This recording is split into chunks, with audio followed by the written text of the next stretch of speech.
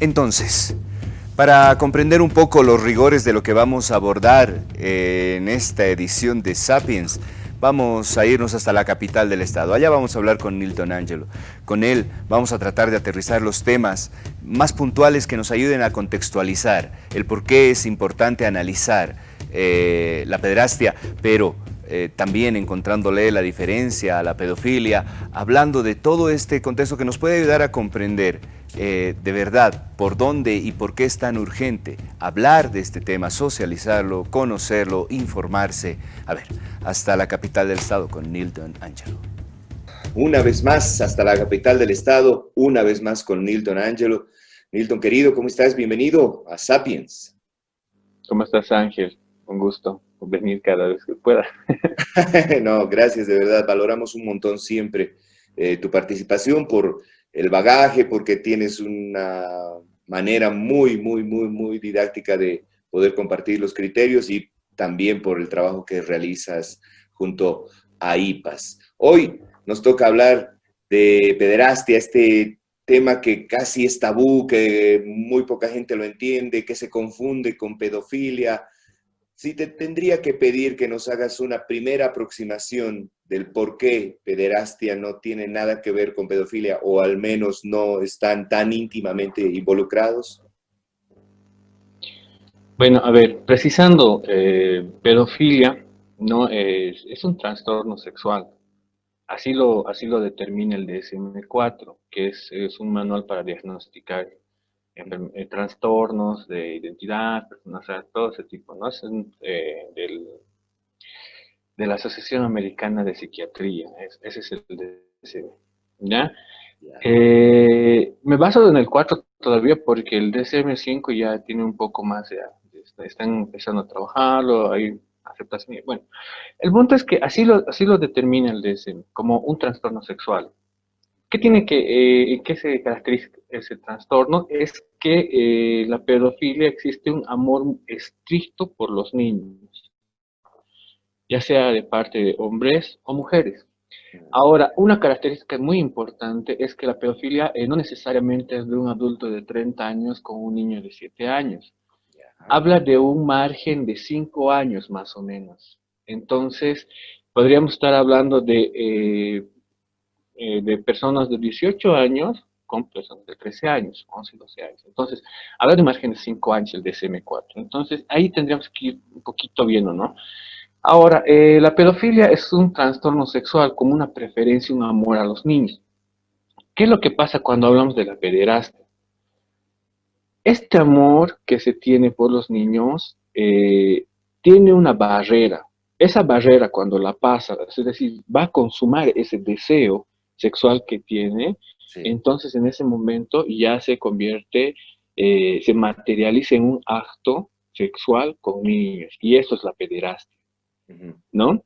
Entonces, ahí más o menos la diferencia. Uno tiene que ver con un amor que no necesariamente puede llegar a una pederastia, muchas veces no puede por la sanción de la sociedad y los controles y todo eso, y Ujú. en otro caso pasan ese límite y consuman el acto. Ya. A ver, dada ya esta explicación y la separación de ambos criterios y ambos conceptos, eh, ¿por qué hablamos de la pederastia en un espacio en el que estamos abordando masculinidades, en el que estamos hablando de masculinidades hegemónicas, de nuevas masculinidades? ¿Cuáles pueden ser estos hilos que se pueden estar como que juntando, hilando para validar inclusive estos eventos de los que estamos hablando? Ya, a ver, ¿qué sucede con la pederastia en Bolivia? Y no solo en Bolivia, es a nivel Latinoamérica. La pederastia es bueno, es el acto como tal, ¿no? Pero este acto como tal tiene un contexto económico, tiene un contexto social, o sea, tiene un contexto de toda la realidad en la cual incide, influye para que se siga generando los mecanismos para que estos pederastas sigan funcionando. A ver, si nos remitimos a ciertas canciones, por ejemplo, hablan de, pues, hay uno de 17 años o 16 años, no escucho mucho cumbia, Ya. ¿no? 17 años, no sé qué, y todos empiezan a cantar y los hombres de 40 están, ¿no? Así. Entonces, ese tipo de cosas influye en una cultura de la pederastia, Ujú. ¿no? También influye la sociedad misma que empieza a cosificar a las personas.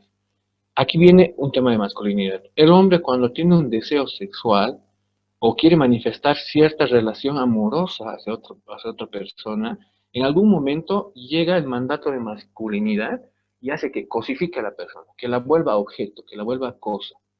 Entonces, por ejemplo, tiene sexo con su pareja y ya, ¿qué fue? Una cosa para satisfacer su deseo sexual, nada más. Los niños también se vuelven cosas en este sentido. Hay una cultura pederasta que influye para esto. Hay un mandato de masculinidad que influye.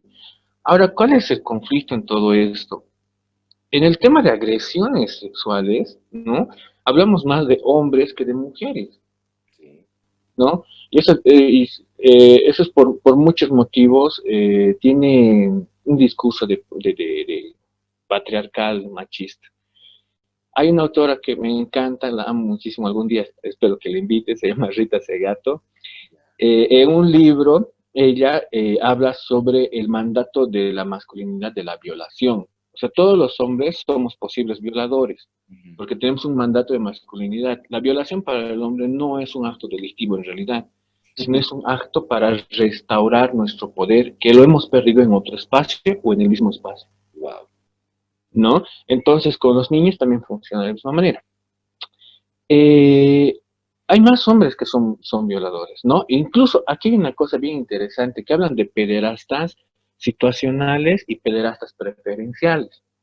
Los situacionales son aquellos pederastas que tienen la oportunidad de violar a un niño y lo violan. Tienen la oportunidad de violar a un adolescente, la van a violar. Y si tienen la oportunidad de violar a una anciana, la van a violar.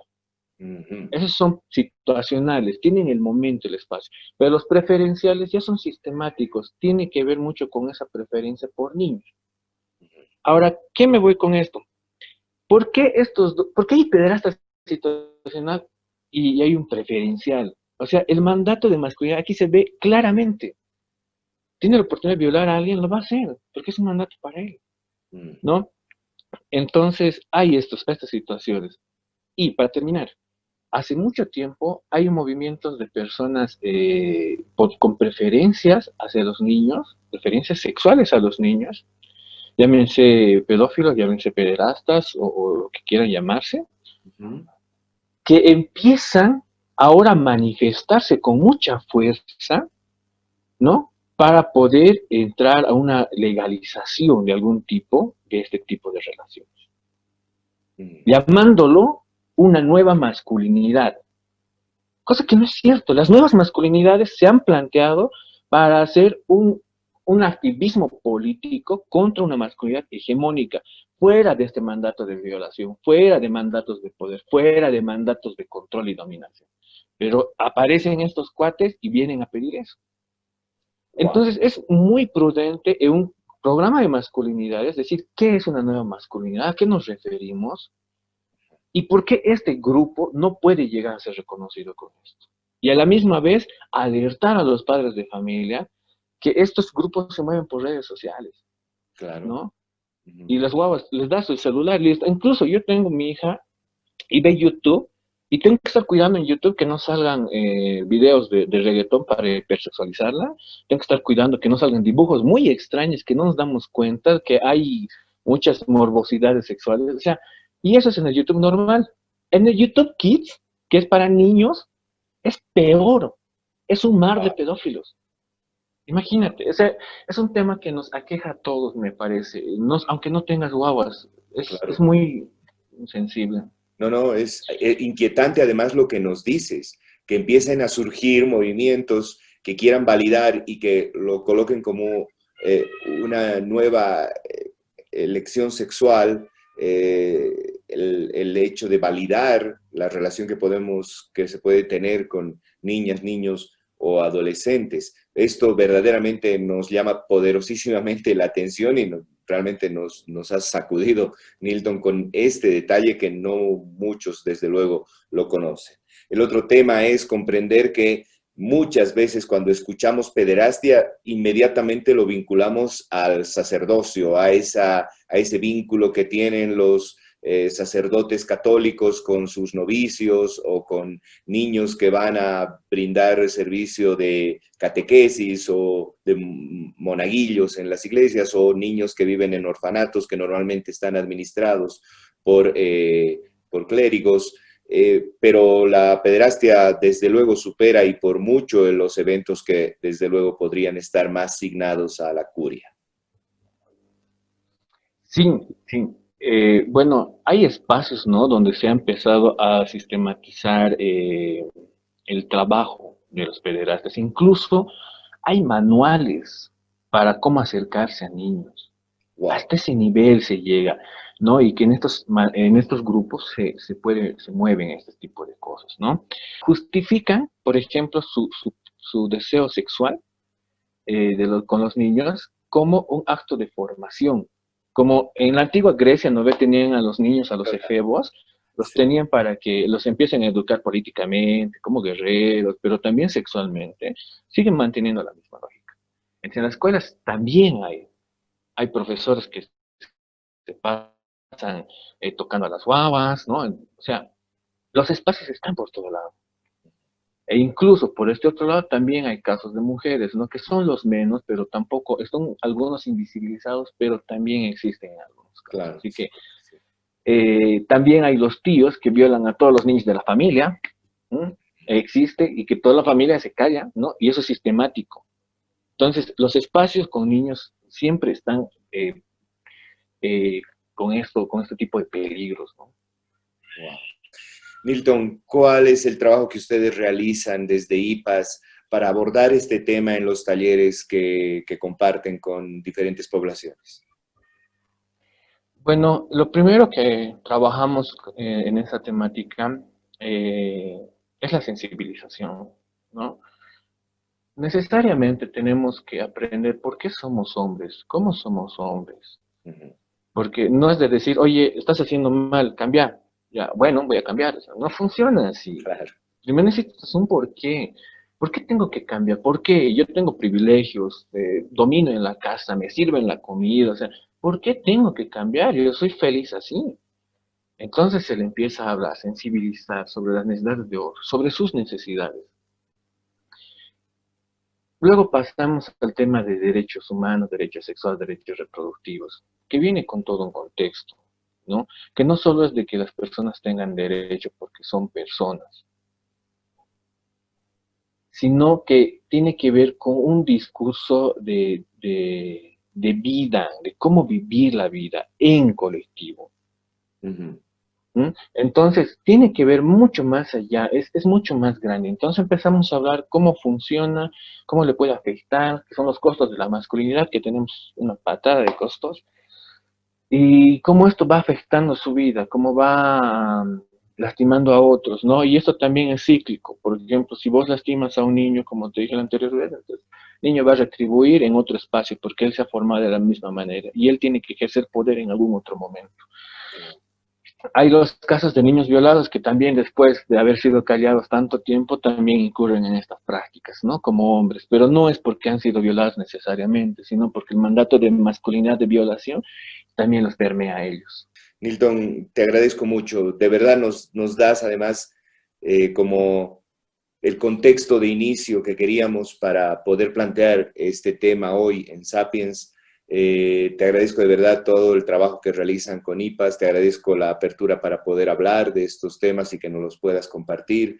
Y de verdad nos dejas un montón de puntos para reflexionar, para seguirlos analizando y para comprender que esta problemática la tenemos que asumir todos y todas porque de alguna manera puede afectar a nuestros hijos, a nuestros sobrinos, a nuestros vecinos, y esto tiene que ser de alguna manera una reflexión que nos pueda acompañar a todos. Gracias, Nilton, de verdad por estos minutos. Ya, me gusta participar. Gracias, gracias, Nilton, que estés muy bien.